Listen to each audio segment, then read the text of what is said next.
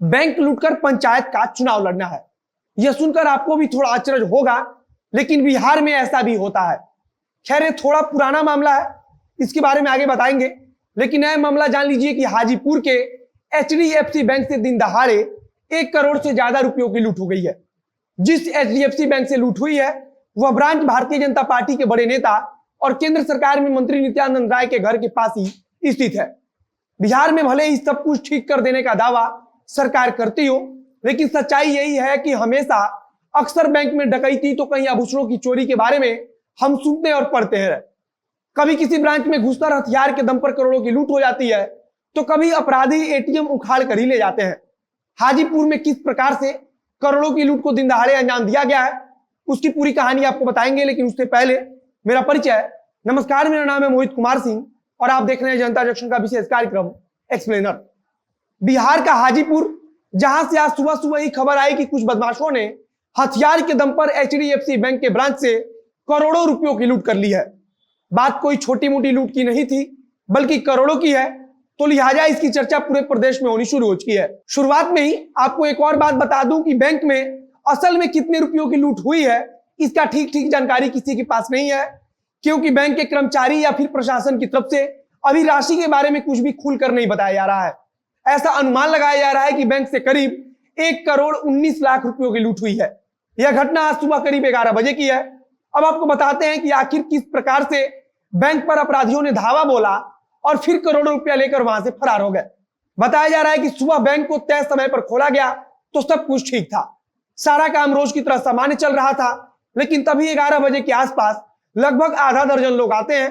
आमतौर पर बैंक के अंदर ऐसे सैकड़ों ग्राहक आते रहते हैं और बदमाशों को देखकर भी लोगों ने या फिर बैंक के अंदर जो कर्मचारी काम कर रहे थे उन्हें ऐसा लगा कि कोई ग्राहक है। बदमाश बैंक के अंदर घुसते हैं और तुरंत मौका मिलते ही उनके द्वारा बैंक कर्मचारियों को हथियार दिखाकर अपने कब्जे में ले लिया जाता है। कुछ बदमाशों के द्वारा हथियार के दम पर जो आम ग्राहक वहां मौजूद थे उन्हें भी कब्जे में ले लिया जाता है। बदमाशों की संख्या कुछ लोग 5 बता रहे हैं तो कुछ लोग 6 बता रहे हैं। सारे बदमाश बाइक पर सवार होकर आए थे। उन्होंने अपने बाइक को बाहर लगाया और फिर घटना को अंजाम देने के बाद उसी बाइक से हथियार लहराते हुए भाग गए।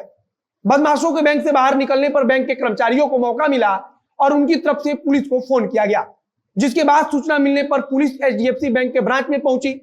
अब बताया जा रहा है कि पुलिस की तरफ से CCTV फुटेज को खंगाला जा रहा है और पुलिस इस प्रयास में लगी है कि CCTV के जरिए बदमाशों का कुछ सुराग हाथ लगे, जिसके बाद से आगे की जांच शुरू की जाए। दूसरी तरफ पुलिस प्रशासन द्वारा हर थाने पर इसकी जानकारी दे दी गई है और हाजीपुर में अलग अलग थानों के थानाध्यक्ष अपनी टीम के साथ नाकेबंदी कर हर आने जाने वाले वाहन की सख्ती से चेकिंग कर रहे हैं।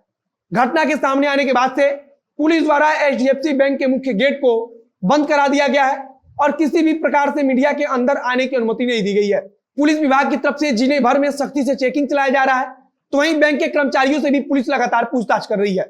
अब आपको बता दूं कि ऐसी घटना कोई पहली बार नहीं हो रहा है, बल्कि अभी लगभग 4 महीने पहले ही हाजीपुर महानार मुख्य सड़क पर भी बदमाशों ने एक्सिस बैंक की शाखा से लगभग 43 लाख रुपयों की लूट की थी। उस समय भी जिन बदमाशों ने लूट को अंजाम दिया था वह सभी बाइक पर सवार होकर ही आए थे। इसके अलावा लगभग 3 महीने पहले नवादा जिले से भी दिन दहाड़े लूट की खबर आई थी। बताया गया कि उस ग्रुप में भी कई अपराधी शामिल थे, जिसमें से एक अपराधी ने तो इसलिए बैंक लूटने का काम किया था क्योंकि वह अपने भाई को पंचायत का चुनाव लड़ाना चाहता है। नवादा मामले में पुलिस ने सभी बदमाशों को पकड़ लिया था, लेकिन राज्य में अक्सर इस तरह की घटना सामने आना कहीं ना कहीं पुलिस प्रशासन के लिए चुनौतीपूर्ण और आम लोगों के लिए चिंतनीय भी है। अगर बीच बाजार में दिन दहाड़े किसी बैंक में घुसकर अपराधी लूट करते हैं, तो फिर आम लोगों के घर में घुसकर लूट करना उनके लिए कितना आसान होगा। फिलहाल पुलिस की तरफ से कुछ भी बोलने से बचा जा रहा है और आगे देखना होगा कि पुलिस क्या कुछ जानकारी देती है। आगे जो कुछ नई जानकारी आएगी उसे हम आप तक पहुंचाते रहेंगे। वीडियो को आप शेयर कीजिए, अगर फेसबुक पर देख रहे हैं तो पेज को लाइक कीजिए और अगर यूट्यूब पर देख रहे हैं तो चैनल को सब्सक्राइब कीजिए। मिलते हैं फिर बहुत जल्द अगली वीडियो में। कैमरे के पीछे खड़े हैं वरुण झा और मैं मोहित कुमार सिंह। धन्यवाद।